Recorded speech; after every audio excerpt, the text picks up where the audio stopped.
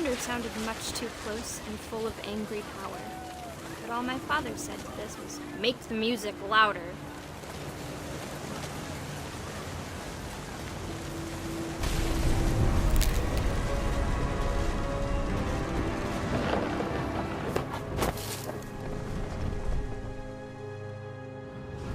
I wish that I could truly say I thought about you on that day.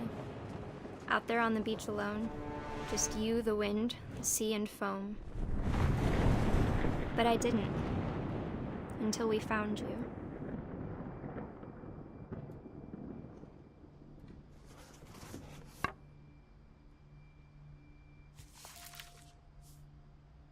She never talked about him, but Mom told me once if I was a boy, they were going to name me Gus.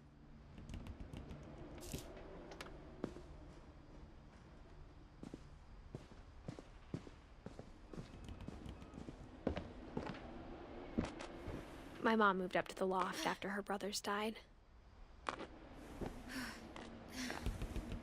At the time, it was as far away as she could get.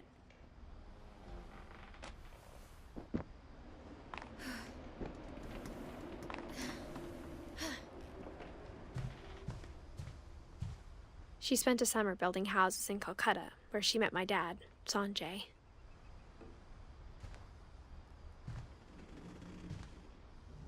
My mom moved to India a week after graduation and got a job teaching English. Louis was born a year later. When my dad died, I don't think Mom knew where else to go. I'm sure Edie was happy to have her back. The house had to get a little bigger, but Edie was used to that. And for a while, things were good, almost normal. But it didn't last.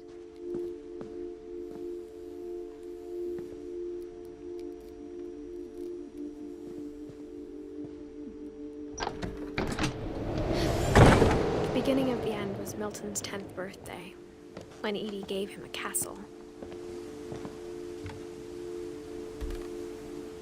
After Milton disappeared, the only thing he left behind was a room full of paintings.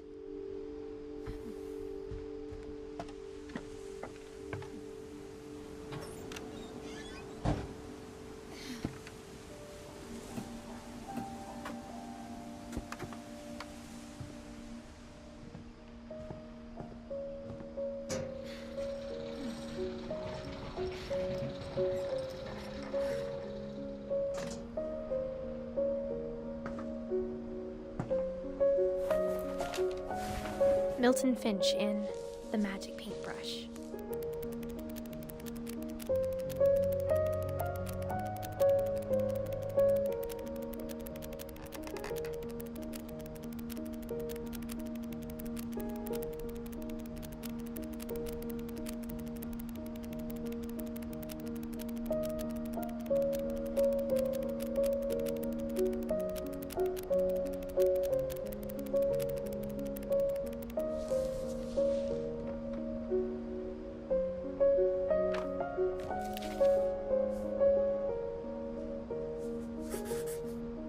I was 4 when Milton disappeared.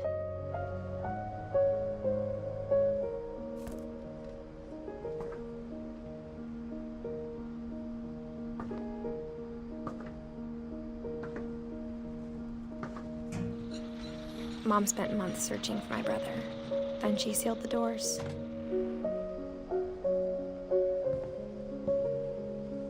Whatever Milton had found in the house, Mom didn't want it getting out.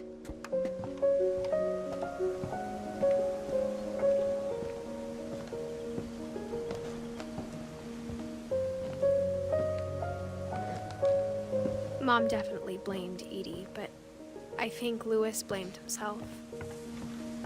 After he graduated, he just spent more and more time in his room, until Mom got him a job at the cannery. Everyone always told me to stay out of Louis's room, except Louis.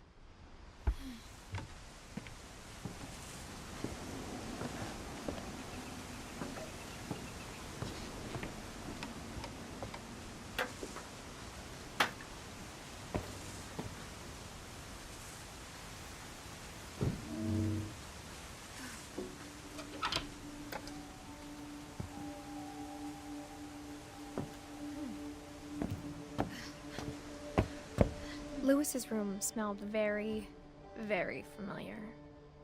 That part of him lived on. Lewis and I spent a lot of time playing games together, but he was surprisingly bad at them. He died a lot.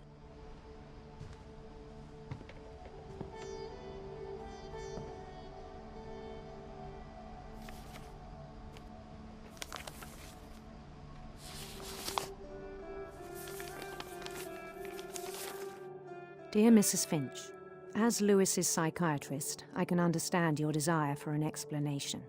As I see it, the trouble began in January, shortly after we convinced your son to seek treatment for substance abuse. Newly sober, I believe Lewis first noticed the monotony of his daily life.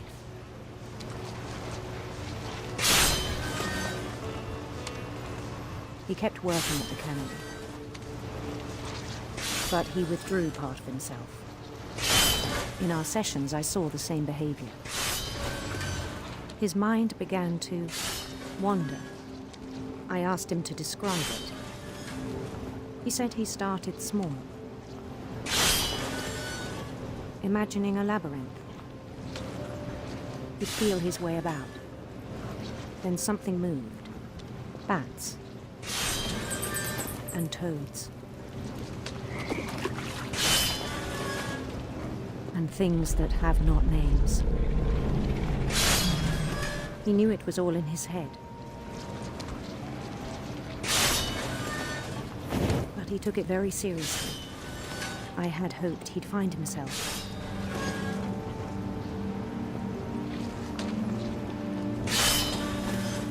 But he found something more. I worried about him then. Daydreaming at the cannery. I spoke with his boss. But he said Lewis had become a model employee. Methodical, tireless, focused. Like a whole new Lewis. So I let him go on.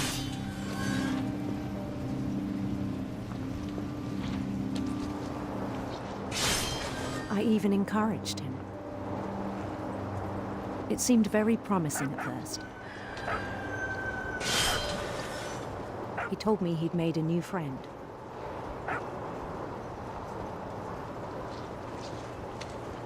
On the edge of a city he named Lewis Topia. He built the city up slowly, brick by brick. Then he made musicians.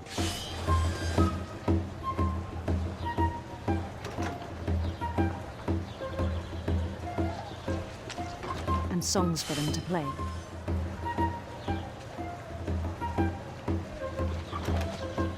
He talked about starting a band. And he was always humming something. Every day his imagination grew stronger.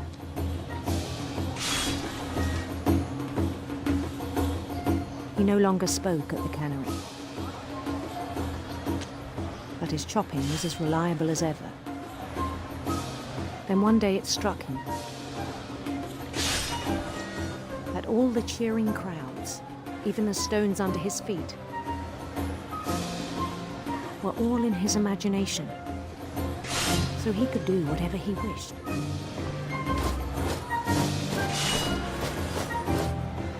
He held an election for mayor. And he won. They begged him to stay, but his mind was already wandering. It became a game for him.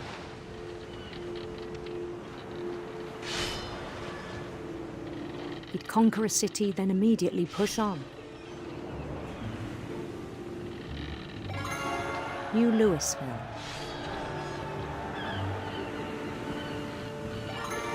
St. Louis.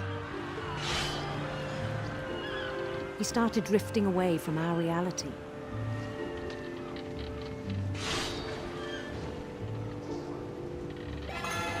Minneapolis, until one day he forgot to go home from the cannery.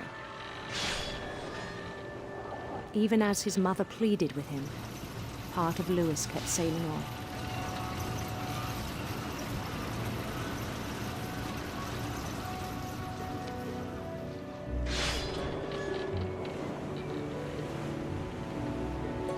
In Lewisburg, he heard rumors of a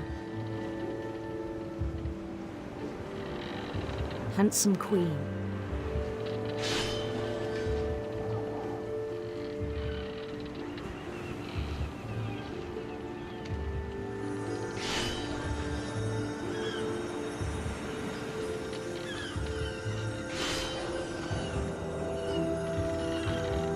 The queen was on her own quest for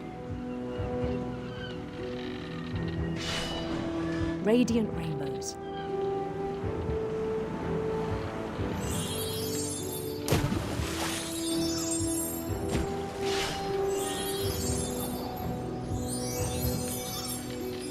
He followed the sound of her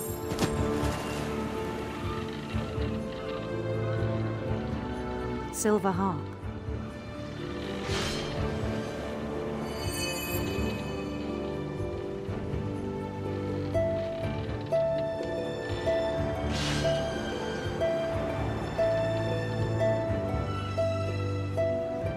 His chase led him to a golden palace east of the sun and west of the moon. Even then, his logic remained sound. He knew the world was all in his imagination.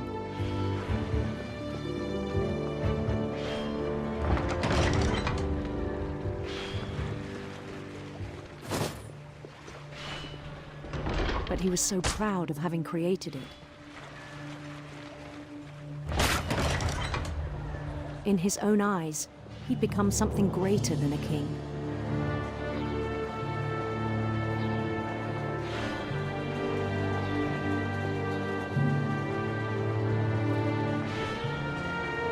For someone who'd never known success in the real world, I think it was overwhelming. And then it struck him that the real Lewis was not the one chopping salmon, but the one climbing the steps of a golden palace.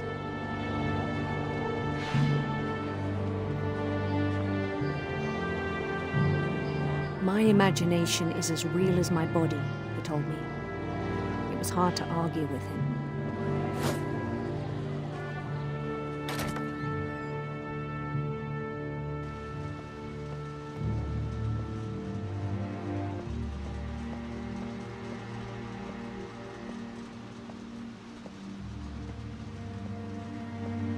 He began to forget the world we know.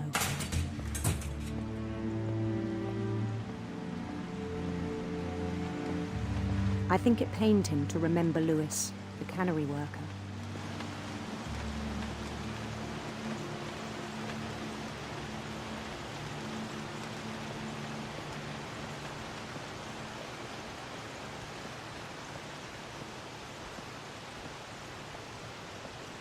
He began to despise the man with a royal contempt.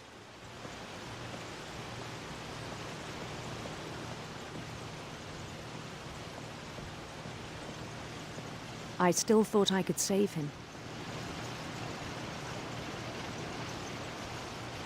Even after he said he was being crowned king over all the lands of wonder.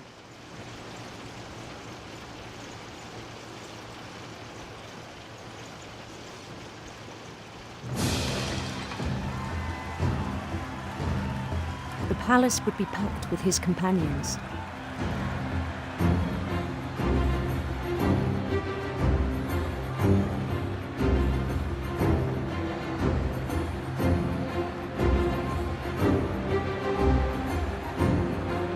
Including the wise Calico who had insisted on inviting him.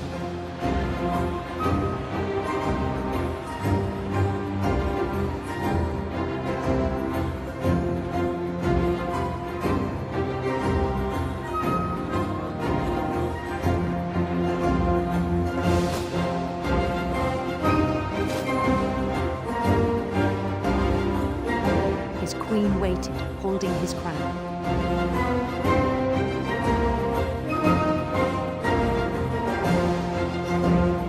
There was only one thing left to do.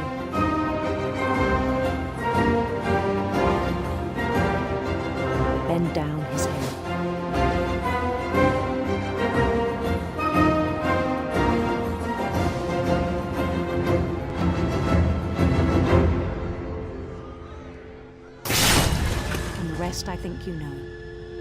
Mrs. Finch, your son was a kind man who will be missed by all of us who knew him.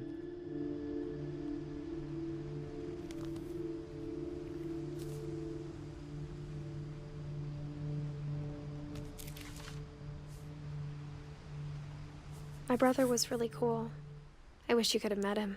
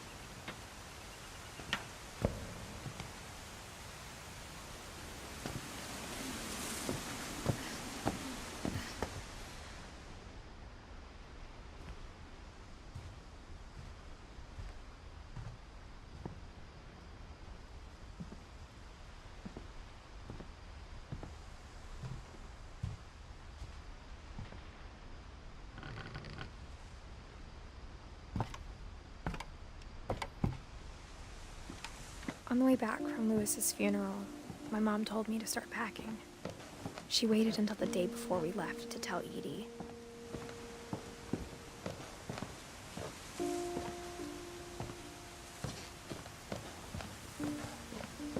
I'm not sure if she wanted to make it easier or harder.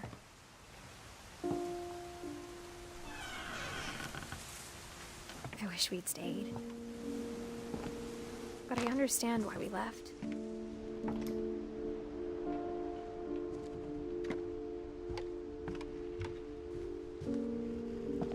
My mom ended up leaving everything behind.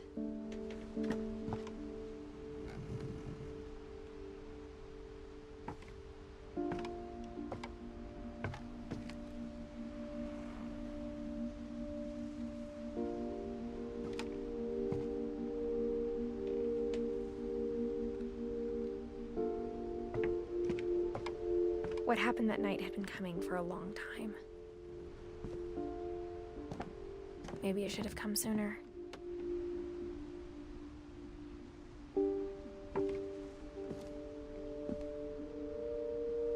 But it had to end one way or another. All that's left now is to tell you about that last night.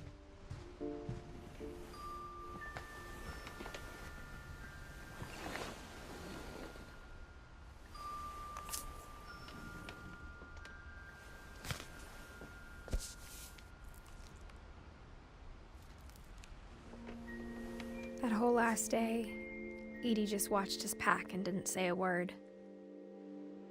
Until supper, when she raised her glass and said, "To our final night together, and all our final nights apart."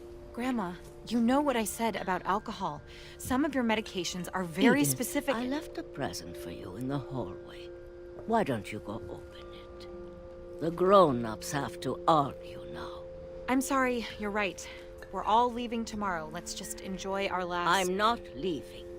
Edith, you're excused.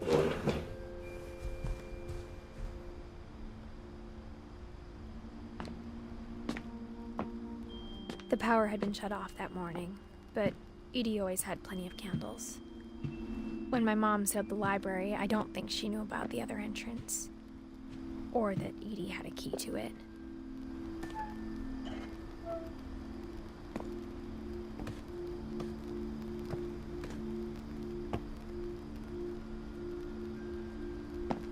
That thing you're afraid of isn't going to end when you leave the house.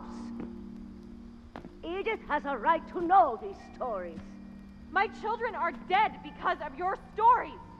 I think it's best if Edith and I leave tonight. We'll have the nursing home send a van for you in the morning, okay? Dear Edith, there's so many stories I wish I could tell you, but there's only time for one. This is about what happened on the night you were born.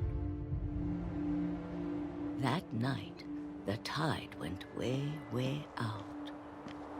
It was the first and last time I ever saw the old house aground. There'd been an earthquake out in the middle of the ocean. They called it the lowest tide in 1,000 years. God, it smelled awful. You know, I've seen that house every day of my life. But I never thought I'd go back to it.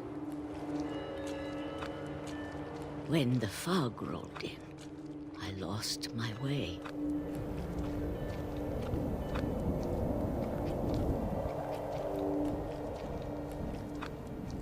I got turned around.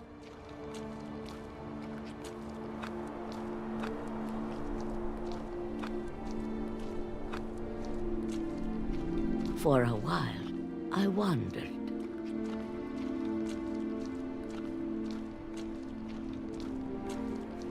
I started seeing things.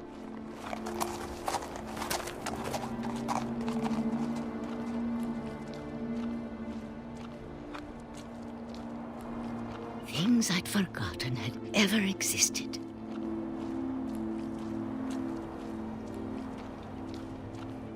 But when I saw them, they felt like old friends. That night, a lot of things came back to me. Or maybe I came back to them.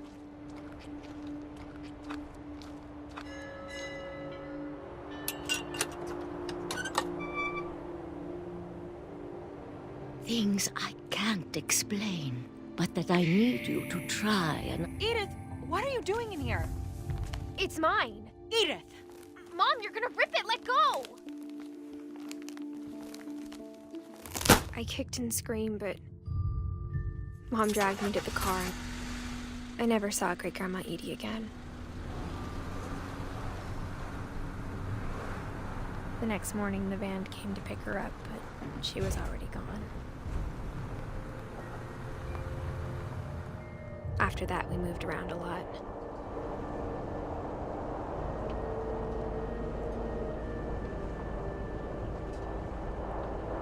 We both tried to make the best of it.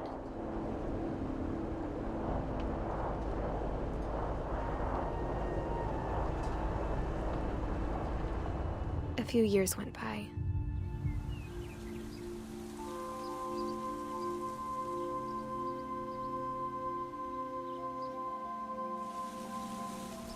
My mom didn't like to talk about it. But she started getting sick a lot. The rest happened pretty quickly. She got better for a while, and then she didn't.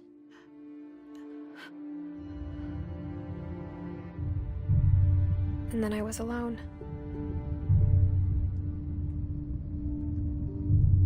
The last Finch left alive.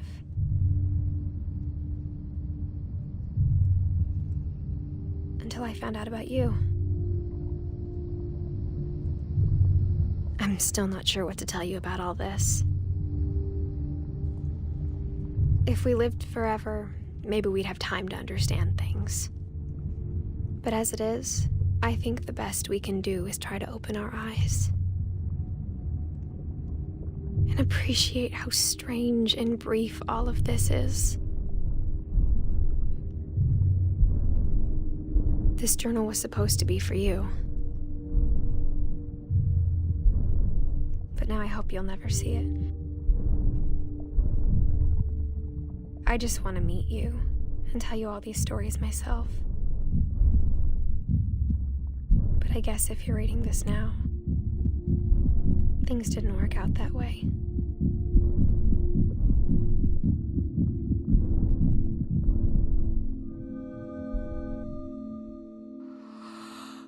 This is where your story begins. I'm sorry I won't be there to see it. It's a lot to ask, but I don't want you to be sad that I'm gone. I want you to be amazed that any of us ever had a chance to be here at all. Good luck.